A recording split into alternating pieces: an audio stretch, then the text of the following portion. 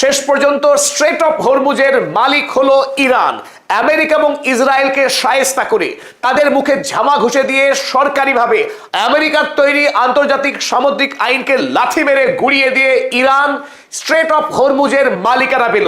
গতকাল ইরানের পার্লামেন্ট শেষ পর্যন্ত সরকারি ভোটাভুটির মাধ্যমে straight of Hormuz management plan 2026 এই বিল পাশ করে ইরানের পার্লামেন্ট। ফলে সরকারিভাবে স্ট্রেট অফ হরমুজের মালিকানা এই মুহূর্তে ইরানের হাতে। প্রতি জাহাজকে, যে জাহাজ পারস্য উপসাগর হয়ে স্ট্রেট অফ হরমুজে পারস্য উপসাগরের দেশগুলি থেকে তেল নিয়ে পার হবে, এমন প্রতিটি জাহাজকে 2 মিলিয়ন ইউএসডি পরিমাণ টোল দিতে হবে ইরান সরকারকে, যা ভারতীয় টাকায় 18 কোটি টাকা, বাংলাদেশি টাকায় যার পরিমাণ বেড়ে দাঁড়াবে প্রায় 30 কোটি টাকা।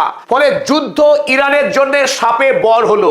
একদিকে ইসরায়েল এবং আমেরিকার যে স্বপ্ন ছিল ইসলামিক রিপাবলিককে ধ্বংস করা, রেজিম চেঞ্জ করা, ইরানের রেজিম চেঞ্জ তো হলোই না, বরং ইসলামিক রিপাবলিক ইরানের আরো শক্তিশালী হলো। গোটা দেশের মানুষ এই মুহূর্তে ইসলামিক রিপাবলিক সরকারের জয়গান গাইছে। অন্যদিকে যুদ্ধের সময় দেশের অর্থনীতি ধ্বংস হওয়ার পরিবর্তে ইরানের অর্থনৈতিক শক্তি আরো মজবুত হলো। আগামীতে ইরান গোটা পৃথিবীর অন্যতম শক্তিশালী ধনী রাষ্ট্র হওয়ার মূল ভিত্তি স্থাপন করে ফেললো স্ট্রেট অফ হরমুজের মালিকানা প্রতিষ্ঠার মধ্য দিয়েই। এখনো পর্যন্ত ইরান যুদ্ধ শুরু হওয়ার পর থেকে এই খবর সবচাইতে গুরুত্বপূর্ণ, কারণ আন্তর্জাতিক পৃথিবীতে এতদিন ধরে এই স্ট্রেট অফ হরমুজের কোনো মালিকানা ছিল না। সারা পৃথিবীর জাহাজ অবাধে এই স্ট্রেট অফ হরমুজ দিয়ে মধ্যপ্রাচ্যের তেল, যা গোটা পৃথিবীর রপ্তানিযোগ্য তেলের 20% তেল এই পারস্য উপসাগরীয় 8টি দেশ থেকে পৃথিবীতে রপ্তানি হয়ে থাকে। তাই প্রতিদিনে গড়পড়তা 130 থেকে 150 অয়েল ট্যাঙ্কার তেল ভর্তি জাহাজ স্ট্রেট অফ হরমুজ পার হয়ে যায়। তাই প্রতিদিনে ইরান অন্তত 300 মিলিয়ন ইউএসডি করে টাকা রোজগার করতে পারে যুদ্ধ মিটে যাওয়ার পর। তাই ইরানের জন্য এক সমৃদ্ধ ভবিষ্যতের দরজা খুলে গেল। এক আরব্য রজনীর চিচিং ফাঁকের মতো অবস্থা, যা আমেরিকা বা ইসরায়েল দুঃস্বপ্নেও কল্পনা করতে পারেনি যে ইরান আক্রমণের পর ইরানের ভাগ্য এভাবে খুলে যাবে। তবে এই ক্ষেত্রে উল্লেখ্য, ইরানের পার্লামেন্টে আইনে স্পষ্ট করে বলা আছে আমেরিকা এবং ইসরায়েলের কোনো জাহাজ স্ট্রেট অফ হরমুজ দিয়ে পার হতে পারবে না। আমেরিকা ইসরায়েল ব্যতীত পৃথিবীর অন্য যে কোনো দেশ পারস্য উপসাগরীয় দেশগুলো থেকে তেল নিয়ে আইআরজিসি সেনাবাহিনীর নেতৃত্বে তারা স্ট্রেট অফ হরমুজ পার হবে। এই সমস্ত জাহাজগুলির নিরাপত্তার দায়িত্ব থাকবে ইরানের হাতে।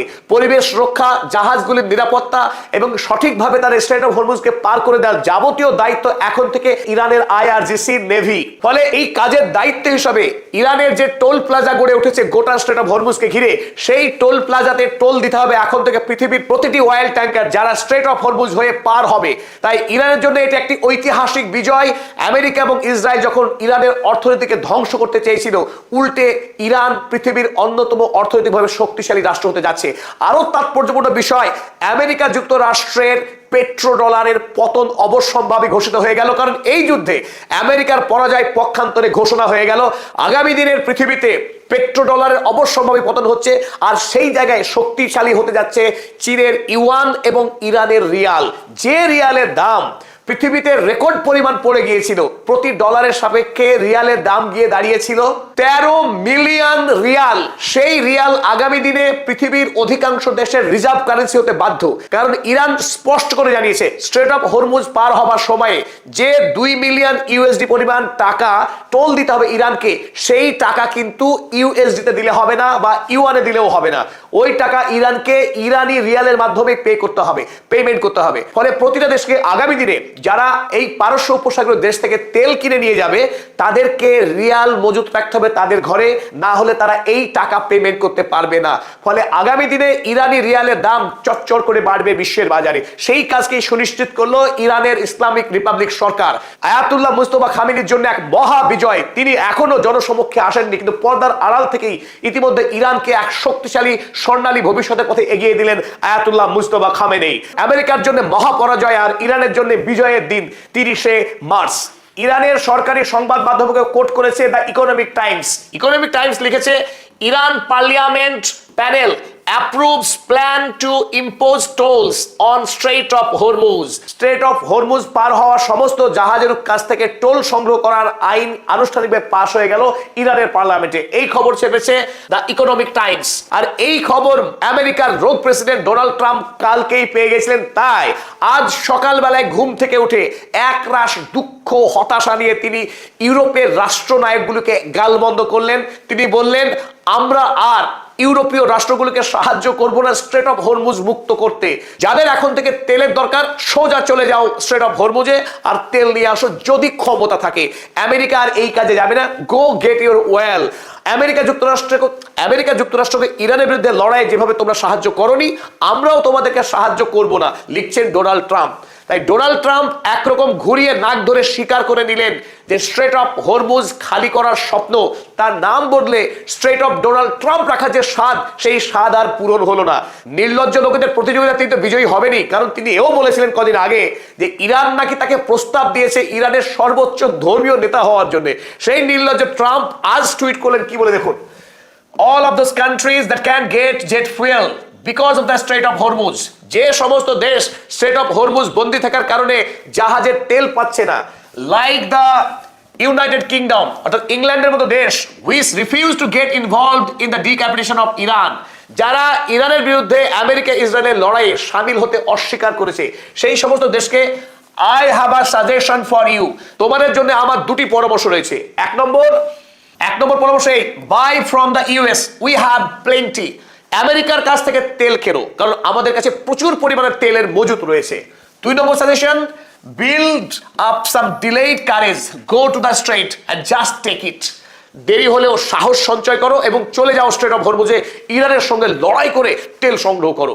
তিনি খুব লড়াই করেছেন, মারও খেয়েছেন, তাই ওই পথে হাঁটতে চাইছেন না। কদিন আগেই হাতে প্লাকার্ড নিয়ে খুব রাস্তায় দৌড়িয়েছিলেন, help me open strait of Hormuz, help me open strait of Hormuz, strait of Hormuz খুলতে আমাকে সাহায্য করুন। ইউরোপের ন্যাটোর সদস্য সমস্ত রাষ্ট্রকে তিনি দয়া ভিক্ষা চেয়েছিলেন, কাজ হয়নি, তাই তিনি এখন রেগে বলছেন, আমরা তোমাদেরকে সাহায্য করব না। You will have to start learning how to fight for yourself. তোমাদেরকে নিজের লড়াই নিজেই লড়তে হবে। The USA won't be there to help you. America যুক্তরাষ্ট্র আর ইউরোপীয় রাষ্ট্রগুলোকে সাহায্য করতে যাবে না। Just like you are not there for us, যেমন ভাবে তোমরা ইউরোপীয় রাষ্ট্রগুলো আমেরিকাকে সাহায্য করোনি, আমেরিকাও সাহায্য করবে না। Iran has been essentially decimated. যদিও ইরানকে আমরা পর্যাপ্তভাবে ধ্বংস করে দিয়েছি, the hard part is done. দয়া করে ডোনাল্ড ট্রাম্প ইরানকে ধ্বংস করার মূল কাজটা করে এসেছেন, বাকি কাজটুকু ইউরোপকে করতে হবে। গো গেট ইউর ওন ওয়েল, যাও আর তোমাদের তেল সংগ্রহ করে নিয়ে এসো ইরান সিংহের সঙ্গে লড়াই করে। ডোনাল্ড ট্রাম্প এই টুইটের মাধ্যমে গুরুত্বপূর্ণ কিছু বার্তা দিয়েছেন যে স্ট্রেট অফ হরমুজের নিয়ন্ত্রণ তার হাতে নেই এবং আগামী দিনে কোনোভাবে তিনি স্ট্রেট অফ হরমুজকে দখল করতে পারবেন না। আইআরজিসির কাছে লড়াই করে সে কথা মেনে নিলেন। এও মেনে নিলেন ইউরোপের সঙ্গে আমেরিকার আর আগের সখ্যতা নেই, বন্ধুত্ব নেই। NATO is no more, NATO is dead. NATO এখন মৃত, তার কোনো অস্তিত্ব নেই। আমেরিকার ইউরোপ এখন দ্বিখণ্ডিত, আলাদা দুটি সত্তা। আর কেনই বা গোসা করবেন না ডোনাল্ড ট্রাম্প? গত দুদিন ধরে ইউরোপের একাধিক রাষ্ট্রনায়ক তারা ইরানের যে মিসাইলের মার খেতে দেখেছে ইসরায়েলকে, তাতে নতুন করে ইউরোপীয় মহাদেশকে ধ্বংস করতে সাহস করছেন না কিয়ার স্টারমার বা ম্যাক্রনরা। ইংল্যান্ডের প্রধানমন্ত্রী কিয়ার স্টারমার তিনি কি লিখেছেন দেখুন, তিনি লিখেছেন, I will always make decisions that are in national interest. ইংল্যান্ডের প্রধানমন্ত্রী হিসেবে আমার কর্তব্য ইংল্যান্ডের স্বার্থকে আগে দেখা। তিনি বললেন যে it's why we are not getting dragged into the Middle East conflict. আর এই কারণেই মধ্যপ্রাচ্যের সংঘাতে আমরা জোর করে জড়াইনি। তবে আরো গুরুত্বপূর্ণ খবর, জর্জিয়া মেলোনিয়ার ইতালি, যে মেলোনিয়ার সঙ্গে ডোনাল্ড ট্রাম্পের অনেক আপত্তিকর বন্ধুত্বের ছবিও দেখা গিয়েছে, সেই জর্জিয়া মেলোনি যাকে ফ্ল্যাট করতে ট্রাম্প ভালোবাসেন, সেই মেলোনিও এবার ট্রাম্পের গালে চড় কষলেন। সরাসরি জানিয়েছেন ইতালির সিসিলি এয়ারবেসকে মার্কিন সেনাবাহিনীর জন্য ব্যবহার করতে দেওয়া হবে না। ফলে ইতালির মতো বন্ধু রাষ্ট্র আমেরিকার বিরুদ্ধে যে এত শক্ত অবস্থা নিতে পারে তাতে রীতিমতো ঘাবড়ে গেছে ডোনাল্ড ট্রাম্প। আর আমরা আগেই জানি স্পেন প্রথম থেকেই ডোনাল্ড ট্রাম্পের বিরুদ্ধে কড়া অবস্থা নিয়েছিলেন, তাই স্পেনও সাফ জানিয়ে দিয়েছে কোনো মার্কিন যুদ্ধ জাহাজ, কোনো মার্কিন সেনা কিংবা অস্ত্রবাহী যুদ্ধ জাহাজকে স্পেনের আকাশসীমা ব্যবহার করতে দেবে না। ইংল্যান্ড, স্পেন, ইতালি এবং সবশেষে ফ্রান্সও জোর ধাক্কা দিয়েছে আমেরিকা যুক্তরাষ্ট্রকে। তাই এই মুহূর্তে আমেরিকা ইউরোপের সাহায্য না পেয়ে স্ট্রেট অফ হরমুজ মুক্ত করার যুদ্ধে যাওয়ার সাহস দেখাচ্ছেন। এমনকি ইরানে স্থলযুদ্ধ করার সাহসও ডোনাল্ড ট্রাম্পের নেই, বরং যুদ্ধের আগেই লেজ গুটিয়ে ডোনাল্ড ট্রাম্পের পালিয়ে আসার সম্ভাবনা অত্যন্ত প্রবল হয়ে উঠছে। ইরানের অপরিসীম ক্ষতি হলেও এই যুদ্ধে ধীরে ধীরে ইরান শক্ত অবস্থান নিচ্ছে, বিজয়ের আরো কাছাকাছি পৌঁছে যাচ্ছে ইরান। আর আমেরিকা এবং ইসরায়েল তারা গোটা পৃথিবীর কাছে এই মুহূর্তে ধিক্কৃত হচ্ছে, যদিও অধিকাংশ রাষ্ট্র আমেরিকার ভয়ে আমেরিকাকে নিন্দা করার সাহস পায়নি, কিন্তু পরোক্ষে তারা ডোনাল্ড ট্রাম্প এবং এই রক্তপিপাসু বেঞ্জামিন নেতানিয়াহুর অবস্থানকে তারা ধিক্কার জানাচ্ছে। তা স্পষ্ট হয়ে উঠছে এই সমস্ত অবস্থানে। আর আজ ইরানের এই বিজয়ের আনন্দ ভাগ করেই আমাদের এই অনুষ্ঠান শেষ করলাম। এতক্ষণ ধরে আমাদের সঙ্গে থাকার জন্য আমি অধ্যাপক আব্দুল হালিম আপনাদের সকলকে একরাশ ধন্যবাদ জানাচ্ছি।